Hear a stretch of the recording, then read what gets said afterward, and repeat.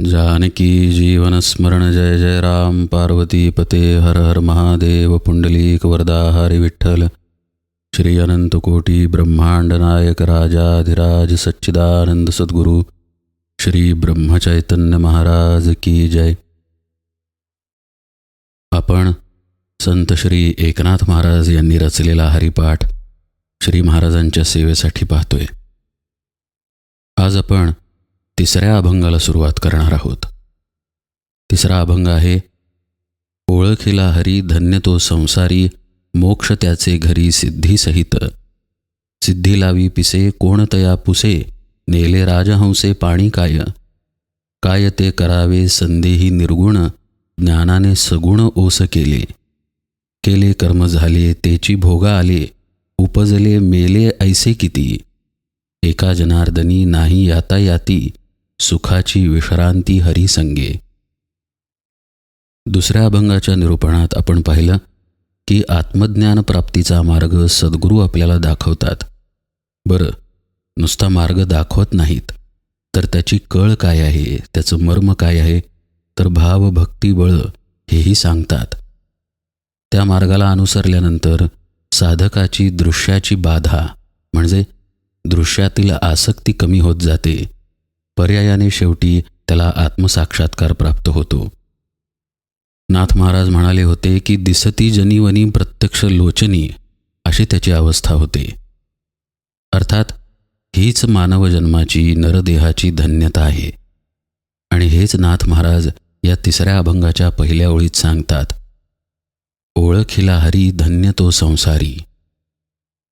आपण प्रापंचिक लोक व्यवहारात ज्याला धन्यता समजतो ती धन्यता इथे नाथ महाराज सांगत नाहीत। आपण ज्याला धन्यता समजतो ती गोष्टींवरती, वस्तूंवरती, कारणांवरती अवलंबून असलेली धन्यता आहे। उदाहरणार्थ, समजा आपला मुलगा 12वीमध्ये खूप चांगल्या मार्कांनी पास झाला तर त्यात आपण धन्यता मानतो। किंवा आपण समजा एखादा धंदा करतोय किंवा नोकरी करतोय तर नोकरीत बढत मिळणे किंवा धंद्यामध्ये खूप बरकत होणे याला आपण सर्वसामान्यतः धन्यता समजतो। ही आपली धन्यतेची व्याख्या आहे। मनाजोगत्या ठिकाणी लग्न ठरणे, योग्य ती अपत्यप्राप्ती होणे वगैरे वगैरे धन्यतेमध्ये आपण गणतो। पण संत धन्यता कशाला समजतात हे बघणं आवश्यक आहे। संतांचं तत्त्वज्ञान जर नीट अभ्यासलं तर लक्षात येतं की संत मोक्षप्राप्तीचा मार्ग दाखवतात। मोक्ष म्हणजे जन्ममरणरहित अवस्था। आता जन्ममरणरहित ही अवस्था येण्यासाठी जो जन्ममरणरहित आहे तिथपर्यंत मला पोचायला नको का? असं जर कोणी असेल तर तो आत्मा आहे। संत सद्गुरू आपल्याला असं सांगतात की हा आत्मा हेच तुझं मूळ स्वरूप आहे। आता या मूळ स्वरूपाला तू जर प्राप्त झालास तर त्याच ठिकाणी मोक्ष आहे। मोक्ष अन्य कुठेही नाही। मोक्ष ही अशी वस्तू नाही की जी मरणानंतर प्राप्त होते, ती सद्गुरुपदिष्ट मार्गाने नरदेहात असतानाच प्राप्त करून घ्यायची आहे।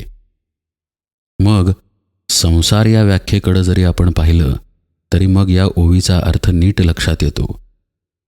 संसार म्हणजे पुनरपि जननम पुनरपि मरणम ही जीवाची चाललेली अवस्था किंवा जीवाची चाललेली भरकट। पुन्हा पुन्हा जन्म, वासनेमध्येच जीवन आणि त्या वासनेमुळेच पुन्हा पुढचा जन्म, परत मरण आणि परत जन्म, हे जन्म मरणाचं सततचं जे चक्र चालू आहे याला संसार अशी संज्ञा आहे। मग ज्याला मोक्ष प्राप्त झाला त्याला पुन्हा जन्मच नसल्यामुळे साहजिकच संसाराचं हे चक्र तुटलं किंवा खंड झालं। म्हणूनच नाथ महाराज इथे म्हणतात की ज्यानं हरीला ओळखलं, हरीला म्हणजे स्वतःच्या आत्मस्वरूपाला ओळखलं, त्याला संसारामध्ये धन्यता प्राप्त झाली। संसार सुरूच आहे ना, पुन्हा पुन्हा आपण जन्माला येत आलेलो आहोत। भगवान गीतेमध्ये अर्जुनाला म्हणतात, तुझे आणि माझे यापूर्वी अनेक जन्म झालेले आहेत। फरक हा आहे की तुला ते माहीत नाहीत, मला ते माहीत आहेत। भगवंतांना ते माहीत आहेत कारण आपल्यासारखे त्यांचे जन्ममरण नाही। भगवान गोपाळ कृष्ण हे पूर्ण ज्ञान स्वरूप आहेत। ते हा बोध सांगण्यासाठी अर्जुनाला म्हणतात की आपले जन्म कित्येक होऊन गेले. याचा अर्थ असा की संसाराचं हे चक्र सुरूच आहे, पण यात धन्यता तेव्हाच आहे जेव्हा हे चक्र खंडित होईल. मग चक्र खंडित होण्यासाठी ते ज्यामुळं फिरत आहे ती गोष्ट बंद तरी पडली पाहिजे किंवा नष्ट तरी झाली पाहिजे. मग जन्ममरणाचं चक्र कशामुळे आहे? आठवून पहा. पहिल्याच अभंगामध्ये नाथ महाराज म्हणतात, जन्म घेणे लागे वासनेच्या संगे. म्हणजे वासनात जर नष्ट झाली तर पर्यायानं जन्माचंही बंधन नाही, आणि जन्मच नाही तर जन्ममरण या संसाररूपी चक्राचंही बंधन नाही. आणि अशी अवस्था तेव्हाच येते जेव्हा हरीला ओळखले जाते. श्री दासराम महाराज ओळख या शब्दाची फोड ओम लख अशी करत असत. ओम म्हणजे एकाक्षरी ब्रह्म, म्हणजेच परब्रह्माचं स्वरूप, म्हणजेच आपलं आत्मरूप. या आत्मरूपाचा प्रकाशरूपाने होणारा साधनावस्थेतील साक्षात्कार म्हणजे ओम लख. हा शब्द अलख निरंजन याच्याही जवळचा आहे. अलख म्हणजे ही ओम लखच. असंच प्रकाशरूपाने अस्तित्वात असलेलं निरंजन स्थान म्हणजेच अलख निरंजन. ही साधनेतली सर्वोच्च अवस्था आहे. हे फक्त शब्द नाहीत. परमेश्वराला ओळखणे म्हणजे परमेश्वर स्वरूपच होणे. नाथ महाराज इथे म्हणतात, ओळखीला हरी धन्य तो संसारी. तेव्हाच ती धन्यता आहे संसाराची जेव्हा परमात्म्याला ओळखलं जाईल, कारण तेव्हाच संसाराचं हे चक्र खंड होईल. आणि त्याला ओळखणे म्हणजेच मोक्ष आहे. पहा पुढची ओळ. मोक्ष त्याचे घरी सिद्धीसहित असं नाथ महाराज म्हणतात. घर म्हणजे देह. त्या देहामध्ये असतानाच त्याला मोक्षाची प्राप्ती होते हे स्पष्ट आहे. पण नाथ महाराज इथे सिद्धीसहित असा शब्द वापरतात. म्हणजे ओळखीला हरी, हरीची ओळख झाली, आत्मज्ञान प्राप्त झालं, पर्यायानं धन्य तो संसारी म्हणजे संसार चक्र तुटून त्याला संसारात धन्यताही प्राप्त झाली. मोक्ष त्याचे घरी म्हणजे या नरदेहामध्येच मोक्षप्राप्तीही अशा मार्गे मिळाली. पण पुढे ते म्हणतात सिद्धीसहित. आता ही सिद्धी ही आत्मज्ञान प्राप्तीची साधना अशा अर्थाने इथं आहे बरं का. असं पहा, एखादा मनुष्य एखाद्या कलेमध्ये इतका प्रवीण असतो की ती कला हेच त्याचं स्वरूप होऊन जातं. अशावेळी त्या माणसाला आपण ही कला सिद्ध झाली आहे असं म्हणतो. उदाहरण सांगायचं झालं तर पंडित भीमसेन जोशी. भीमसेन जोशींना संगीत कला सिद्ध होती. तसंच नाथ महाराज जेव्हा पहिल्या ओळीत मोक्ष त्याचे घरी सिद्धीसहित असे शब्द वापरतात, याचा अर्थ ती सिद्धी म्हणजे आत्मज्ञान प्राप्तीची साधना आहे. म्हणजे त्याला आत्मज्ञान प्राप्त झालेलं असतं, तो मोक्षपदालाही पोचतो, त्याचं संसाराचं बंधनही तुटतं, पण तरीसुद्धा तो साधनेमध्ये राहतो. समर्थ म्हणतात, तैसे आत्मज्ञान झाले परी साधन पाहिजे केले, एक वेळ उदंड जेविले तरी सामग्री पाहिजे. त्याचं साधन संपत नाही. असं होत नाही की आता आत्मज्ञान झालं ना, आता मी साधन कशाला करू. ही गोष्ट तिथे संभवत नाही. नीट लक्ष देऊन ऐका. आपल्यापाशी जी वस्तू नाही ती वस्तू मिळवणे अशी जर घटना असेल तर ती वस्तू प्राप्त झाल्यानंतर त्यासंबंधीचे प्रयत्न थांबतात. उदाहरणार्थ, आपल्या घरी समजा कोथिंबिरीची पेंडी नाही आहे. आपण बाजारात गेलो आणि कोथिंबीर आणली. आता कोथिंबीर आणल्यानंतर पुन्हा कोथिंबीर आणायला आपण जाऊ का? तर नाही. पण आत्मज्ञान ही गोष्ट अशी बाहेरून आणायची गोष्ट नव्हे. आत्मज्ञान हे स्वतः सिद्धच आहे. ते कुठून मिळवायचे नाही आहे किंवा कुठल्या साधनाने ते प्राप्त होते असं पण नाही आहे. गुरुपदिष्ट साधनाने फक्त साधकाची ही तयारी होते की आत्मानुभूती तो पचवू शकेल. आत्मानुभूती त्याच्यापाशी सिद्धच आहे. आणि म्हणूनच जो आत्मानुभूती संपन्न झाला, ज्यानं हरीला ओळखलं, त्याचं साधन थांबत नाही. किंबहुना त्याचं संपूर्ण जीवन हे साधनीभूतच होतं. आणि म्हणूनच नाथ महाराज म्हणतात, की मोक्ष त्याचे घरी सिद्धीसहित. त्याची साधना कुठेही न जाता ती तिथेच राहते. तोही तिथेच राहतो, पण आता तो संसाराच्या बंधनात असत नाही. संसार चक्रातून मुक्त झालेला, हरीला ओळखलेला आणि मोक्ष प्राप्त झालेला तो संपूर्ण ज्ञानी होतो. पुढच्या ओळीत मात्र सिद्धीचा अर्थ निराळा आहे. हा अर्थ निराळा अशासाठी आहे कारण नाथ महाराज त्याच्या पुढे काय सांगतात त्यावरून तो अर्थ आहे. नाथ महाराज म्हणतात, सिद्धी लावी पिसे कोण तया पुसे. या आत्मज्ञान प्राप्तीच्या मार्गावरती सिद्धी पण प्राप्त होतात, म्हणजे रिद्धी-सिद्धींपैकी सिद्धी. सिद्धी या अशा असतात की काही प्रापंचिक आणि दृश्यातील कामे मानवी क्षमतांच्या पलीकडे जाऊन करता येतात. उदाहरणार्थ दुसऱ्याच्या मनातलं ओळखणे. आता मनातलं ओळखणे हे तसं तर्कात बसत नाही, पण अशा प्रकारची विद्या किंवा एका जागी असताना दुसऱ्या जागी प्रगट होणे किंवा एखादी आवश्यक वस्तू प्राप्त करणे, अनेक सिद्धी आहेत. वर्णन किती करणार मी तरी. नाथ महाराज म्हणतात की या सर्व सिद्धी देहभावालाच वाढवतात. तुमचा कर्ताभाव घालवायच्या ऐवजी तुमचा कर्ताभाव वाढवण्यामध्येच त्यांची भर पडते आणि अर्थातच त्यानं मुख्य साधन मागं राहतं. याला नाथ महाराज पिसे असा शब्द वापरतात. सिद्धी लावी पिसे कोण तया पुसे. कोण तया पुसे म्हणजे त्याची काहीही किंमत साधना मार्गामध्ये राहत नाही. असं पहा, साधनेचं मुख्य उद्दिष्ट आत्मप्राप्ती हे आहे. आता आत्मप्राप्ती देहाच्या पलीकडे गेल्यानंतर होते, म्हणजेच देहभाव सोडल्यानंतर होते. मनाच्या, बुद्धीच्या, तर्कांच्या पलीकडे आत्मज्ञान आहे. पण ज्या गोष्टींमुळे तर्क, मन, बुद्धी, आपली देहबुद्धी यांनाच जर खाद्य पडत असेल किंवा खाद्य मिळत असेल, तर आपण कशा तऱ्हेने आत्मज्ञानापर्यंत पोचणार? कदापि नाही पोचणार. ज्या दृश्यापासून सद्गुरू आपल्याला लांब जायला सांगतात, सिद्धी त्या दृश्यांमधलीच आसक्ती वाढवतात आणि म्हणूनच साधकाला काहीही किंमत राहत नाही.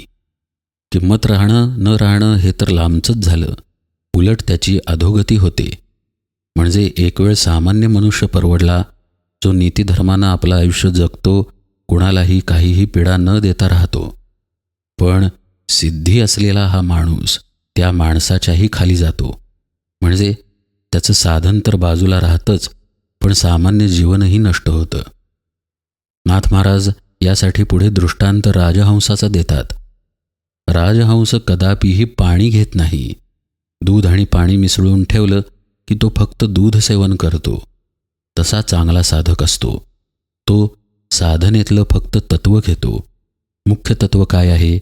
तर मला मनाच्या, देहाच्या पलीकडे जायचं आहे, एवढंच तो फक्त पाहतो. जसं महाभारतामध्ये अर्जुनाचं वर्णन आहे पहा.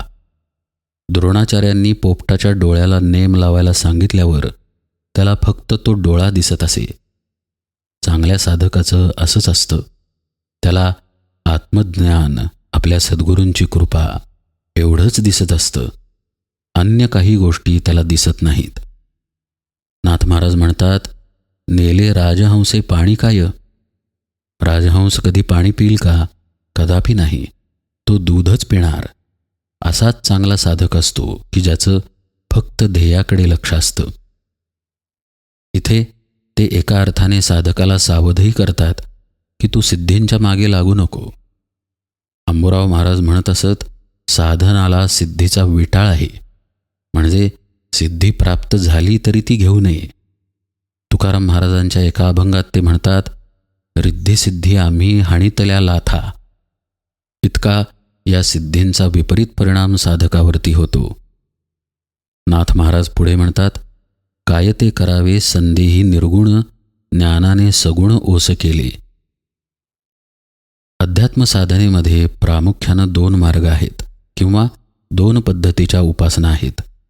एक आहे सगुणोपासना आणि एक आहे निर्गुणोपासना. असं पहा, निर्गुणोपासना खरं पाहता शक्यच नाही आहे.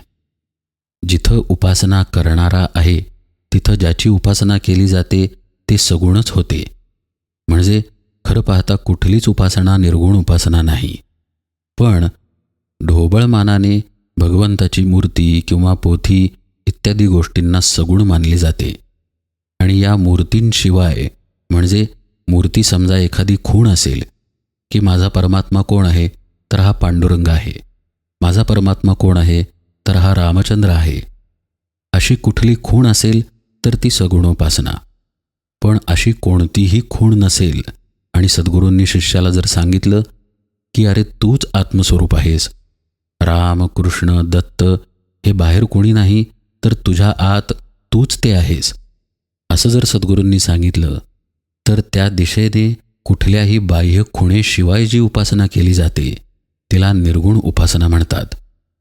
असे हे प्रमुख 2 प्रकार आहेत. असं होतं की तत्त्वज्ञान तर निर्गुणाला धरून असतं.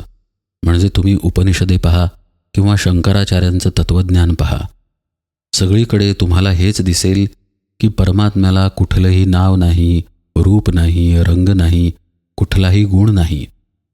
पण सगुणामध्ये तर अशी प्रचिती नसते. राम तर आपल्याला डोळ्यांनी दिसतो, त्याला आपण सुंदर वस्त्र घालतो, फुलं वाहतो, त्याची आरती करतो. मग जो निर्गुण उपासना करतो त्याच्यामध्ये नकळत सगुण उपासनेबद्दल वैषम्य निर्माण होते. त्याच्या उपासनेच्या अहंकाराने तो असं म्हणायला लागतो, यात काय अर्थ आहे का? भगवंत थोडीच सगुण आहे, तो तर निर्गुण निराकार आहे. त्याला उगच तुम्ही रूपामध्ये बांधता आणि भ्रम वाढवता. उलटपक्षी जो सगुण उपासना करतो तोही भ्रमात अडकतो कधीकधी आणि म्हणतो की अरे तुम्ही देहात आहात, तर तुम्हाला निर्गुण कसं कळेल? देहभाव गेल्याशिवाय निर्गुण थोडीच कळणार. हा राम असताना त्याच्याकडे तुम्ही पाठ फिरवता आणि स्वतःला निर्गुण म्हणवता. खरं पाहता या दोन्हीही उपासना वेगवेगळ्या नसून एकच आहेत. पण जोपर्यंत सद्गुरूंची कृपा होत नाही किंवा सत्संगती साधकाला खऱ्या अर्थानं मिळत नाही, तोपर्यंत याची उकल होत नाही. यापैकी कुठल्याही एका उपासनेच्या अभिमानामध्ये जो अडकतो त्याचं वर्णन नाथ महाराज इथं करतात. काय ते करावे संदेही निर्गुण, म्हणजे निर्गुणोपासना तो करतो की ब्रह्मच सत्य आहे, बाकी सगळं मिथ्या आहे हे बाणायचा प्रयत्न करतो. पण तो स्वतः देहात असल्यामुळं सगुणाचं महात्म्य त्याला कळत नाही आणि पर्यायानं त्याचा पूर्णपणे संदेह जात नाही. म्हणजे ज्या तर्क, बुद्धी, मनाच्या आधारानं तो निर्गुण शोधायला जातो ते तसंच राहतं आणि निर्गुणोपासनेचा भ्रम पदरात पडतो.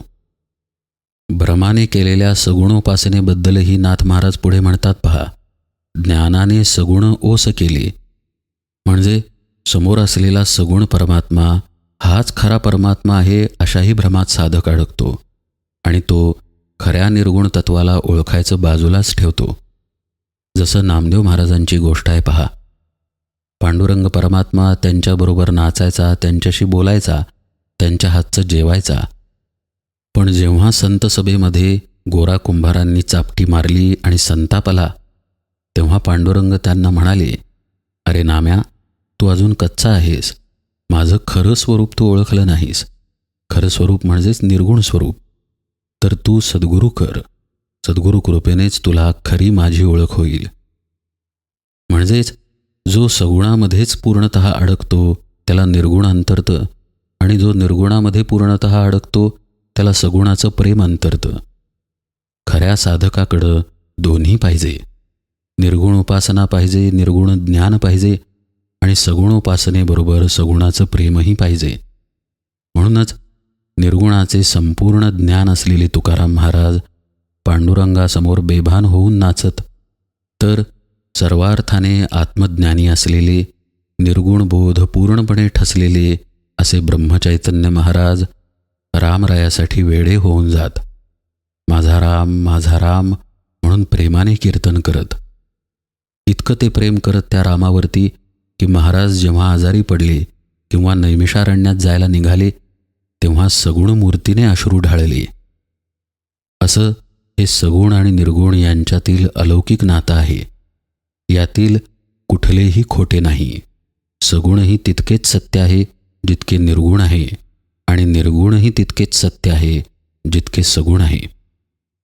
भावाचे मथिले निर्गुण संचले, ते हे उभे ठेले विटेवरी. भाव म्हणजे अस्तित्वभाव. जो अस्तित्वभावाने चराचरात व्यापून आहे, अशा परमात्म्याचं एकीकरण झालं आणि तोच पंढरीमध्ये पांडुरंग आहे. असं नातं खऱ्या साधकालाच कळतं. असा भगवंत खऱ्या शिष्यालाच भेटतो आणि तो सद्गुरू कृपेने भेटतो. तो जोपर्यंत भेटत नाही तोपर्यंत सगळा संदेहच असतो. म्हणूनच नाथ महाराज म्हणतात, काय ते करावे संदेही निर्गुण, ज्ञानाने सगुण ओस केले. निर्गुण काय किंवा सगुण काय, दोन्हीबद्दल फक्त पुस्तकी ज्ञान उपयोगी नाही. नुसत्या रामरायांच्या पांडुरंगाच्या गोष्टी वाचून आत्मज्ञान मिळणार नाही किंवा नुसती ब्रह्मसूत्र आणि अद्वैत तत्त्वज्ञान वाचून पांडुरंग मिळणार नाही. गुरुपदिष्ट साधना अपरिहार्य आहे. तरच हे कळेल की आपण देहावरती आहोत म्हणून सगुणाचं प्रयोजन आहे आणि देह ज्याच्यामुळे आहे तिथे निर्गुणाचं प्रयोजन आहे. आणि या दोन्हींचं ज्ञान नरदेहामध्येच घ्यायचं आहे.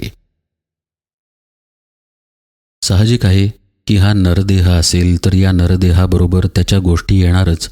म्हणजे जसा आंबा हातात घेतला की आंब्याची चव, आंब्याचा वास येणारच, किंवा फूल हातात घेतलं तर त्याचाही वास बरोबर येणारच. आणि हेच पुढे नाथ महाराज म्हणतात, केले कर्म झाले तेची भोगा आले, उपजले मेले ऐसे किती, एका जनार्दनी नाही याता याती, सुखाची विश्रांती हरिसंगे. पुन्हा नाथ महाराज देह आणि संसार याच्यावरती भाष्य करतात. ते पुन्हा असं का करतात?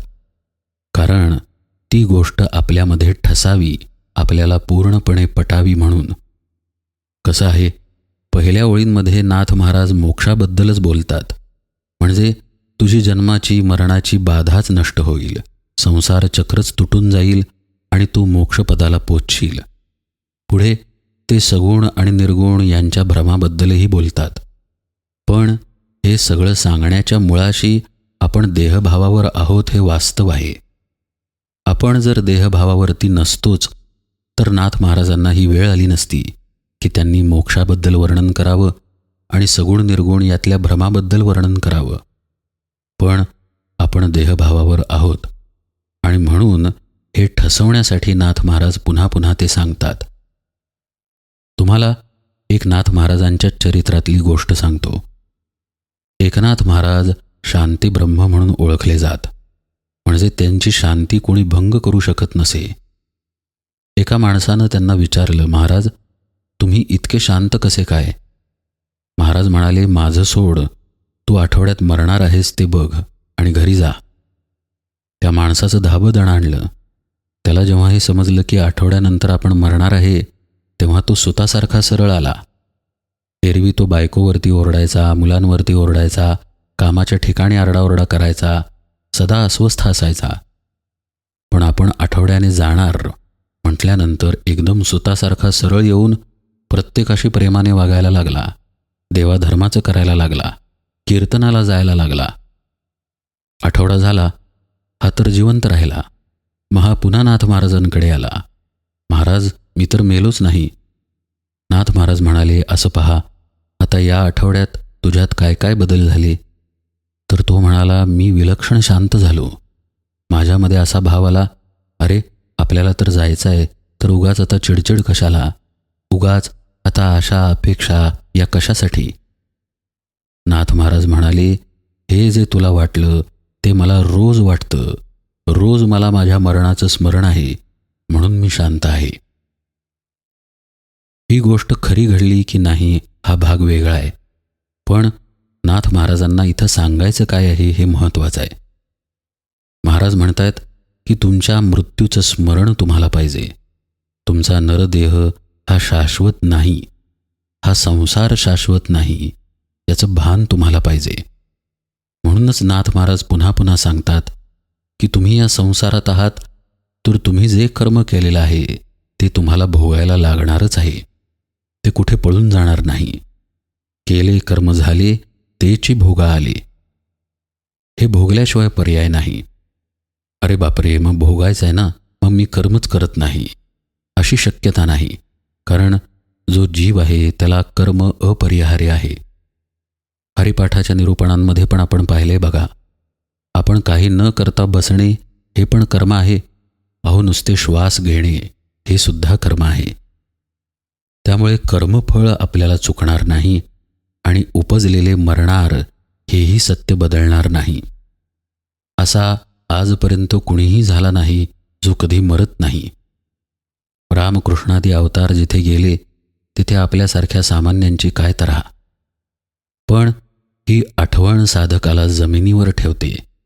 ही आठवण त्याला अंतर्मुख करते. आपण काय अनावश्यक करतोय आणि आपलं चित्त कसं भगवंताकडे लागलं पाहिजे याबद्दल आपल्या मरणाची आठवण आपल्याला प्रेरणा देते. आणि म्हणूनच संत ही गोष्ट आपल्याला वारंवार सांगतात. नाथ महाराज म्हणतायत, केले कर्म झाले तेची भोग आले, उपजले मेले ऐसे किती, एका जनार्दनी नाही यातायाती. ही यातायात तुझी चुकू शकते. बघा, ते पुन्हा आपल्याला आत्मज्ञान प्रवृत्त करतात. ही यातायाती हे पुन्हा पुन्हा गर्भवासाला येणं, पुन्हा पुन्हा सुखदुःख, पुन्हा पुन्हा आशा अपेक्षा, या सगळ्यातून तुझी सुटका होईल. पण ती तोपर्यंत होणार नाही जोपर्यंत तू स्वतःला ओळखणार नाहीस. सुखाची विश्रांती हरिसंगे. हरीचा संग कर, तरच या सुखाची प्राप्ती, या विश्रांतीची अवस्था तुला मिळेल. हरी म्हणजेच आत्मरूप. आत्मरूपाचा संग करणे म्हणजेच आत्मज्ञानाला प्राप्त होणे. आपल्याला आत्मज्ञान प्राप्तीसाठी जे साधन सद्गुरूंनी दिलं आहे ते करण्यातच खरं शहाणपण आहे. ते साधन कुठलंही असू शकतं बरं का. कोणाला नाम सांगतील, कोणाला ध्यान करायला सांगतील, तर कोणाला आणि काही.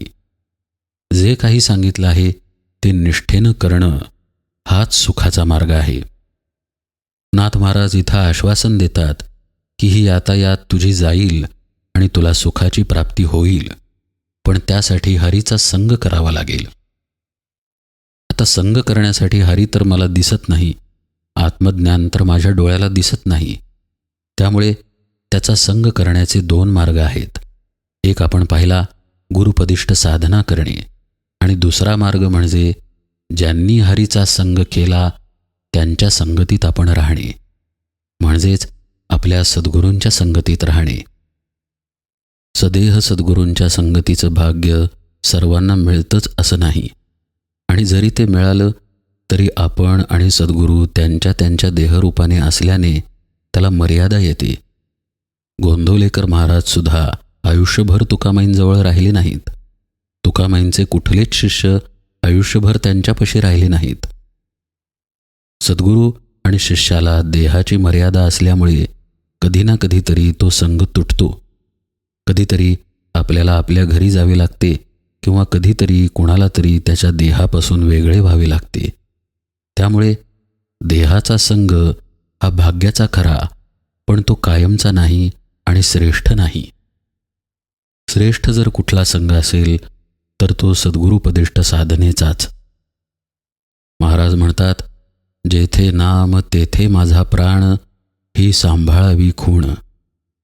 त्यामुळे सद्गुरूंनी आपल्याला जे सांगितलं त्यातच आपण राहणं हाच खऱ्या अर्थानं हरीचा संग करणं आहे.